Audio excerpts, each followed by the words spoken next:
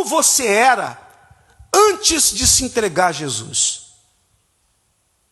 Ora, bispo, antes eu era uma pessoa muito nervosa, eu não tinha paciência com nada. E hoje, como é? Continua a ser essa pessoa nervosa, impaciente? Se a senhora diz, olha, eu entreguei a minha vida a Jesus, mas eu continuo muito impaciente, eu continuo muito ainda aquela mulher nervosa, a senhora me perdoe a franqueza, a senhora não entregou a sua vida de verdade a Jesus, porque senão a senhora seria diferente. A senhora não teria mais as mesmas reações.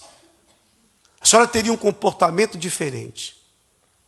Por isso que algumas pessoas que se convertem, aos olhos de muitos, parece que elas ficaram abobalhadas. O homem, por exemplo, era muito violento. Se alguém mexesse com ele, ele partia para a briga. Ele partia logo para a violência. Mas agora ele é provocado e ele não reage. Ele é provocado e ele se controla.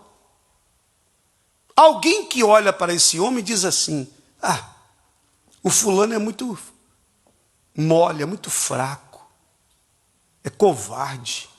Ele foi provocado e não teve nenhuma reação. Se fosse comigo, alguns dizem, né? Se fosse comigo, eu ia agir diferente. Se eu fosse provocado como fulano foi provocado, eu não ia deixar barato, não. Não é assim que as pessoas aí fora fazem? É ou não é verdade? E assim, alguns perdem a vida.